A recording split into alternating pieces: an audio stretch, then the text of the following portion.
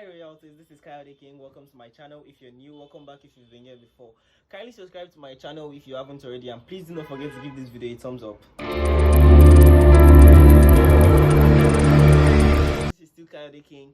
I know I've not dropped a video in a long while because I've actually been so busy. I've been so occupied with a lot of things emotionally and all. But now I'm back and I'm dropping my video, my most anticipated video, which is my biggest challenge as an effeminate boy. So hello. My biggest challenge as an effeminate boy started like this. Growing up, I really did not have a male figure around. My dad was the very, very busy type, and my junior brother loves going out. I was an introvert. I used to be an introvert, not anymore because I'm grown, like, hello.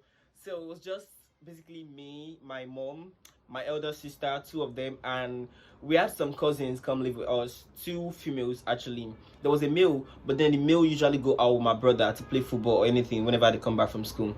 So it was just me and four girls. Being an introvert, and being the only male figure in the house, when the rest of the male go out, I'll just be the only one at home and with the girls. So at night when the guys come back, I would want to mimic whatever happened in the afternoon. I'll be like, while you were away, mom did like this, while you were away, my sister wore a wig like this, while you were away, mom tied her towel like this.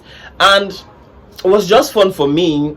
I was just having fun, like gisting my brothers when they come back.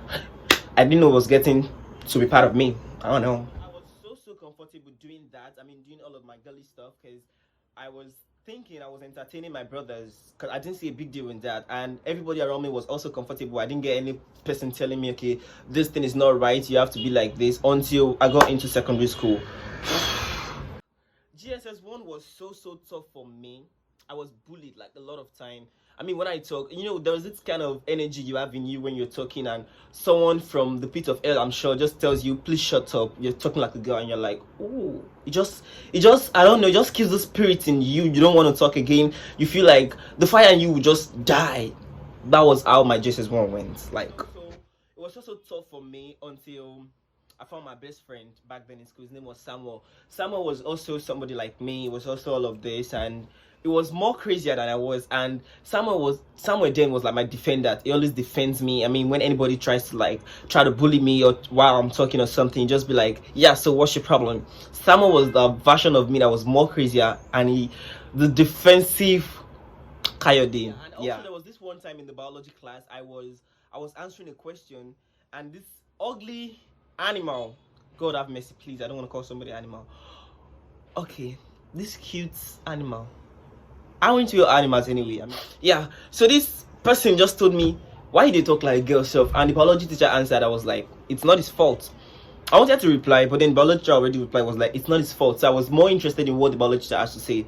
So I was told it's not completely my fault, because biologically it's just my mother's gene that is too much in me than my father's gene, or my mother's gene is just too strong than my father's gene, whichever way the guy put it. I can't really remember, but then I knew biologically it's not my fault, and it's not because I just woke up and chose to be like this. Really happy that day. I held on to that, and I was using it to anybody that wants to tell me rubbish. I'll be like, shut up.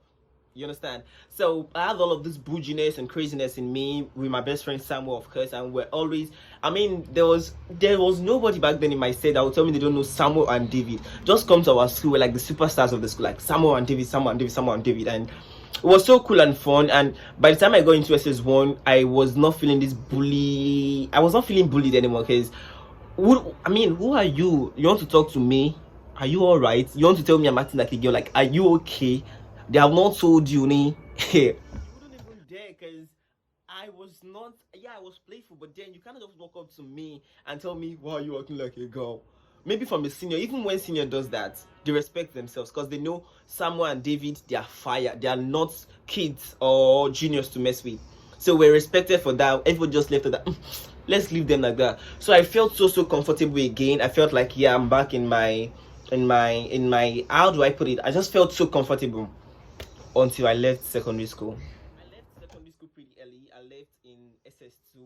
I was not planning to, but then some things came up. I just had to leave, and I cried, because I felt, how would I start all over again? I'm a kind of person that starting all over again is something so difficult for me, because I was like a celebrity in my school. Like I don't struggle to make friends. Like once you come to the school, David and Samuel, people want to like know who David and Samuel is. So I really do not get to like be the first person to walk up to a person and be like, "Hey, what's up? My name is Kayode. I want to be here." Nah, it's not my thing. They come to me. So me going to another tutorial, another lesson, it's a big deal for me because I have to like interact. Of course, like so hard for me. So I cried and I started and I felt I have to be looking all of this as quiet as possible. So there was this boy in the lesson, this particular devil from the pit of hell, I'm sure, was always taunting me, always telling me he doesn't like me. Why do I do like a girl? And I'm like, I always feel sorry for that. That was the stupid version of me that existed in the past. I always feel sorry for the fact that he doesn't like the way I behave. So when he says something like that, I'll just be like, I just can't. I just don't know. I just have this feeling of. I just feel remorseful. My friends. I mean, I made few friends, female basically. When I'm with them and I'm working, and they just like, "Hey, what's up?" I can't even remember his name. Then he just do something like, "I don't even like this for among you guys. Like, why do you like it?" And I'm like, I'll just be there like this, like in my head. I'll be so angry, but then I can't reply him because it's like senior or something. Until one day, I missed biology assignment because I didn't have some materials. So luckily for me, the teacher wasn't around that day, so I have to wait after class to like do the assignment with one of my friends that has the material. So I was sitting with my ass shooter like this, and it just hit me and was like, "Get out of the way, Joe! I don't even like you. Like, why would you be doing like gay?" And I'm like, "Then die." Honestly, in my head, when I replied him, I felt like somebody was playing all this dramatic stuff from like when I say "then die." You know this Indian movie, they're like dun dun dun dun. You're not be Tony. Like it was just so. It was so crazy. Like everybody was just like, "Oh, Kayode replied this guy." So I just went home angrily that day, and 2 weeks later, I changed the tutorial because I don't know. My mom just decided to change it. I don't know why she did that. We just decided to change and we moved to another one in Ikorodu. This one was so crazy. Even myself did not dare to do anything like this because everybody in this one they were kpakos, so I have to blend like a kpako, and kpako does not do like this. That was where I gathered a little bit of craze that I have right now because I just couldn't. I mean, this is a tutorial where these guys were telling a teacher wanted to beat this guy, and this guy told the teacher, "Excuse me, sir, you can't beat me. Like I'm the one paying your salary. How much is our tutorial fee? Just 5,000. You're opening your mouth to tell the teacher you cannot beat it because you're paying 5,000. So now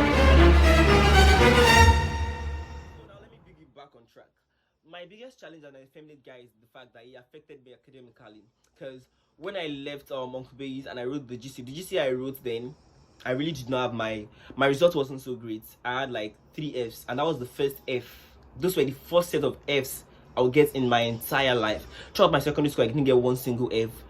I didn't even get D, and I got F. I was just so like, what happened? And that was because in the tutorial, I really did not interact more with the teacher. I'm a kind of person that when the teacher is teaching, I want to ask questions. But then when I want to ask questions, I remember that, okay, I might raise up my hand like this and somebody will tell me from behind that, why did you like girl? And to just bring out the fire in me. Or the teacher themselves will tell me, why are you sounding like a girl? Be more audible. And people start laughing. So I wanted to avoid that. I'll just keep my questions to myself and try to like solve it on my own. So when the result for my GCE came, I wasn't so great, and that was like one big challenge for me. It affected me academically. Big challenge was the fact that I wasted my time trying to fit in a world that has a problem already. The fact that I wasted my time trying to fix myself, thinking I'm the problem. I wasted a lot of time blaming myself, thinking I'm the one that is broken and needs to be fixed. Whereas it's not me with the problem, it's the society with the problem called toxic masculinity. I mean, they have laid down rules that regulate how a guy should behave, and if you should miss any of that, then you are less of a man. Like, ow, why? So I'm different from you because I'm a guy that do not like to play sports. I'm different from you because I'm a guy that loves soft colors. I'm different from you because I'm a guy that sachet when I speak. I'm different from you because I gesticulate. I'm different from you because I wear tight jeans. I'm different from you because I carry a tote bag. I'm different from you because I use a lip gloss. I'm different from you because I have a different fashion sense than your normal top and jean. My darling, if that scares you, then that is your problem to be fixed, not me. Because if I'm happy with what I'm doing, I feel like you should be too. Because I'm not in your business. I don't understand why you should be in my business.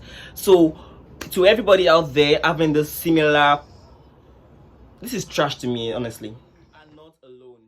It is not your fault that you are gesticulating. It is not your fault that you love the color pink. It is not your fault that you can't play sports.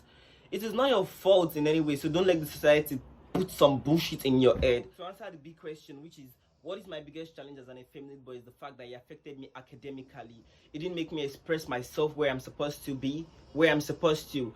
It made me lose comfortability in some places, and it made me waste years blaming myself on how I'm supposed to behave, thinking I'm the problem, whereas I'm not the problem. It's society with the problem. At the end of today's video, and this is my first story time.